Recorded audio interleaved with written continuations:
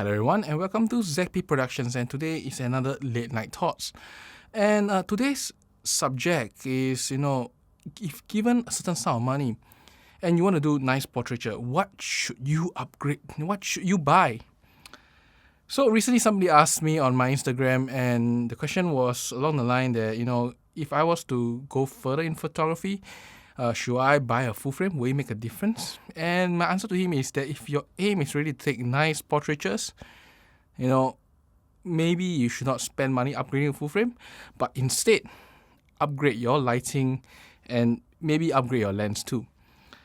Now, why do I have such a thoughts recently? It's because, I've been doing some photo shoots. It's a crown theme photo shoot. Let me show you some photos here. And it really inspired me that, lighting is probably something that a lot of photographers do not put enough effort into. And those that look great, in the end of the day, are really people who master the art of using lights. Be it natural light, artificial lights, flashes, so on. So, I'm really impressed by this photographer called Chris Knack. In fact, I bought his old tutorial suite and went through, and I really like his style. So I always wanted to, really recreate something like this, similar. And when I chanced upon these really nice halo crowns by this maker in Etsy, I put the link in my description because I don't know how to pronounce it. It starts with C. I'm really inspired to shoot something, that blends in within these really nice crowns with a beauty of a goddess-like feel and princess goddess-like feel. And then with the lighting that Chris Knight always puts in his photos, really nice artistic feeling.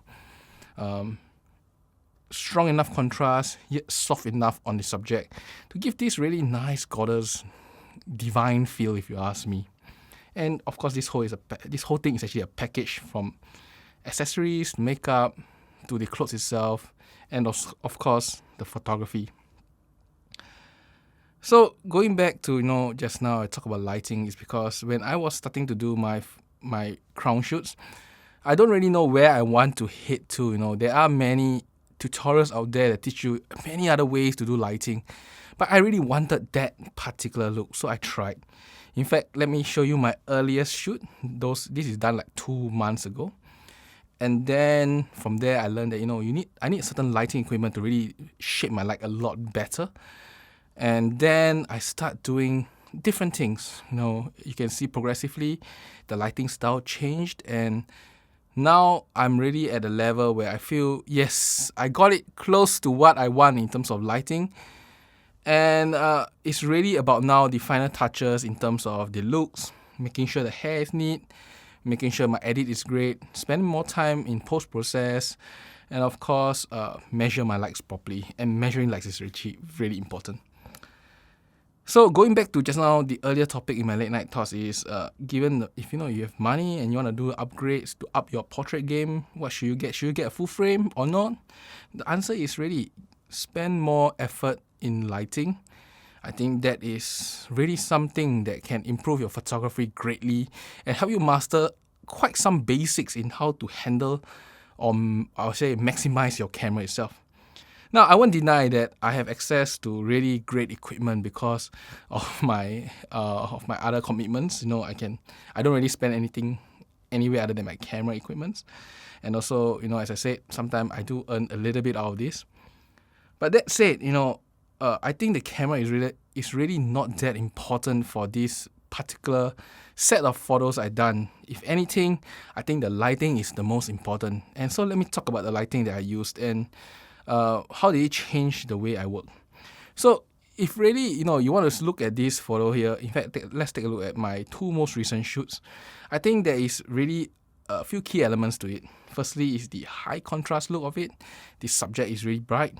Certain areas are really dark, and the background is relatively darker. So it gives a really nice, clean cut in terms of the subject itself, and of course, a really nice, clean lighting on where I want the viewers to focus on. And this is where the beauty of lighting is. Human eyes on natural tend to pull towards the area that is different from the rest, be it brighter than the rest or darker than the rest. That's how it works. So if you have a very bright scene with a very dark area, humans will focus on that, and vice versa. The bright one usually works slightly better. And to accomplish that using lighting is actually not trivial, because you really need to control your light. You need to make sure that it falls only on places you want, and also you need to give enough contrast to have some visual excitement in the photo itself.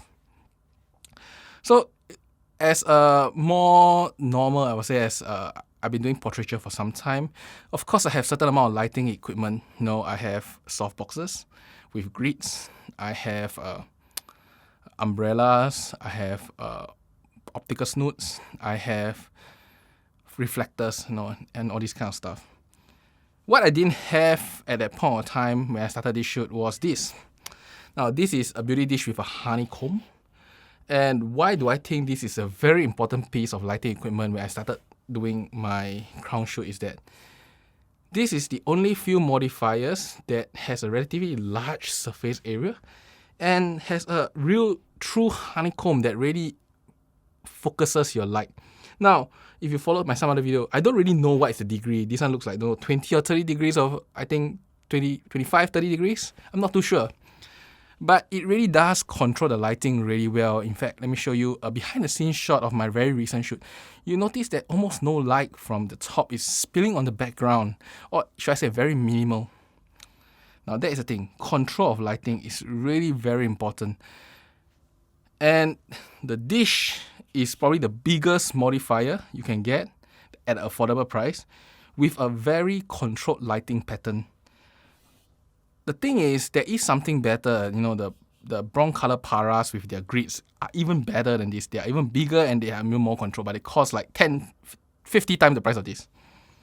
So if you want something that is big and has a very controlled, really, really controlled lighting pattern, I think the dish is probably as big as it gets, up to maybe I think 60 or 70 cm.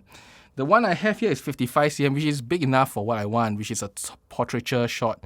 And I only just want the head, the shoulders, and everything below to be lighted up. Now, why do I think this is important is because if I was to use a point source light, what will happen is that when I shine the light on the head, it will cast a certain amount of shadows here, and it doesn't give me this top-down light feel.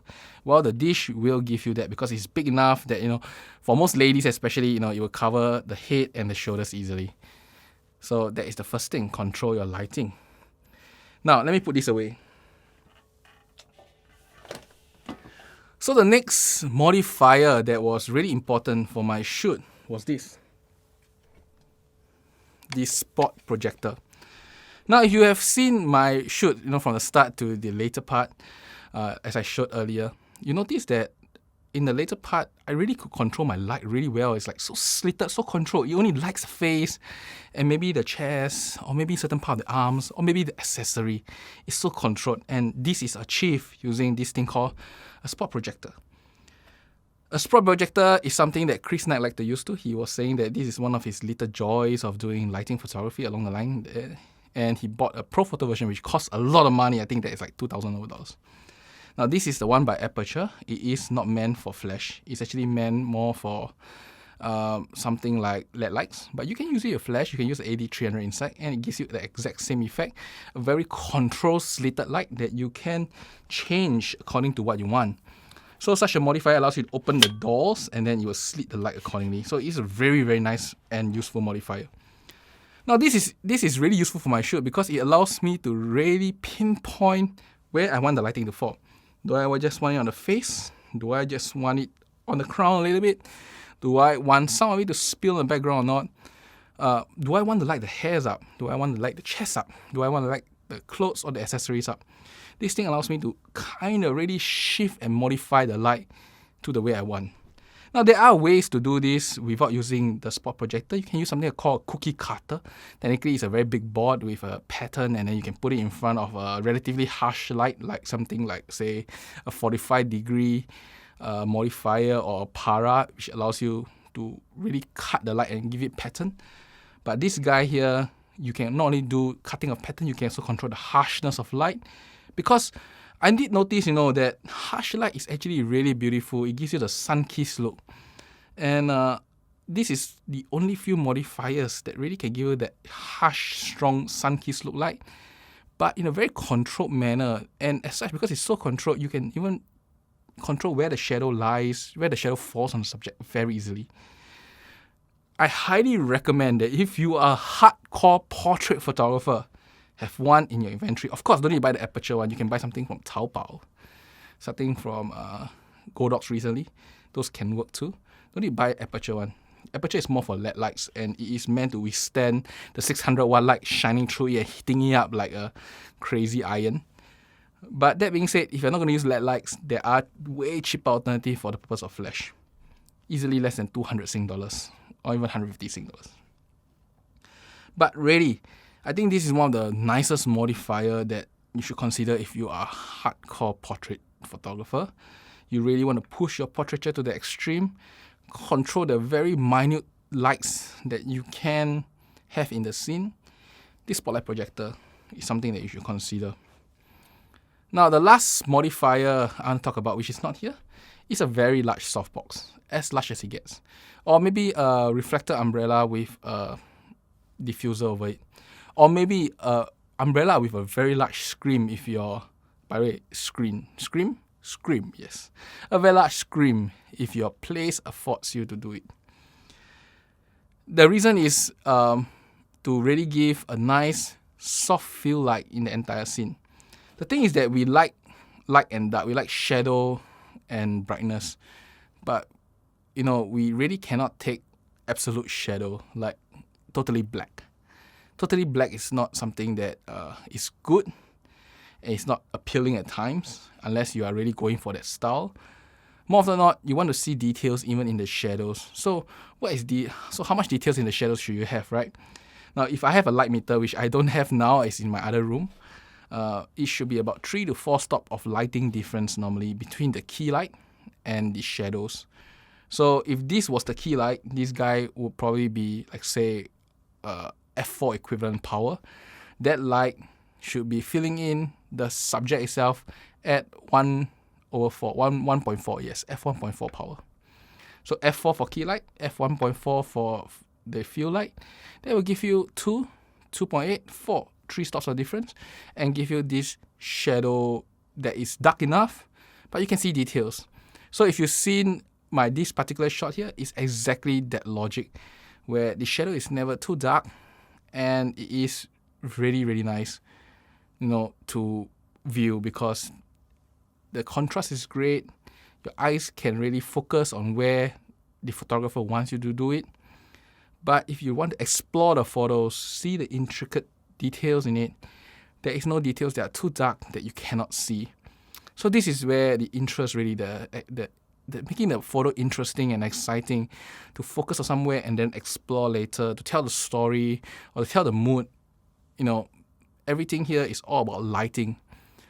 So really, going back to my original topic once again, if you want to up your portraiture game, you want to up your photography game, rather than upgrading to a better camera, consider investing in lighting, because lighting allows you to shape the photos a lot more than your camera can ever do. And unless you are just someone who just want to shoot with available light, upgrading a lighting is probably, firstly, more cost efficient. It is not too expensive. The beauty dish there just now that I show you, this large thing here only costs 120 Sing dollars. It's really affordable. This spot projector here, as I said, you can get a cheaper version at 200 plus. And then the various like AD300s can get at about 600 Sing dollars, 400 over USD. For a full frame camera, you can get a whole lighting setup that can change the way you do portraiture in a controlled environment. And with the AD300s, you can actually bring it outdoors and also do certain amount of fill lights or even overpower a cloudy day if you are close enough. So it gives you options too. Lighting is really, really important as a photographer. And if anything, this is one way to really up your photography game without costing way too much money, but really giving you visible effects. Now, lighting, however, is one of the hardest things to learn, because your eyes can tell it's wrong, but sometimes you can't tell why is it wrong. So that is the thing, because unless you have access to every single modifier in the world and tried out every single thing in the world, sometimes you're wondering, and it's sometimes very frustrating on why you cannot achieve a certain effect. Why does it not come to you? And that's because sometimes, either you have to be really creative by putting negative field. By the way, negative field is blackboards. Or be really creative in the way you put your lighting, like, flag it or whatever. Or maybe just have access to the modifier, such as a spot projector, to get what you need to do. But, unless you are watching my video here, most of you guys will not even know what is a spot projector, because it's a very rare modifier, really. Rather than spend money buying a GFX 100, which I do love it here, something like any A7R series or even A7C, and spend the rest of the $4,000, $5,000, $10,000 buying lighting equipment, can truly up your game more significantly than any camera. Camera is something that is great to have. It gives you possibilities to do in certain environments, but to really, improve yourself significantly, camera is not always the way to go, and I think lighting is a better choice. And that's about it for today. I hope you enjoy my late night thoughts on, how to improve your photos and why I think lighting is the best thing to invest if you are doing your portraitures.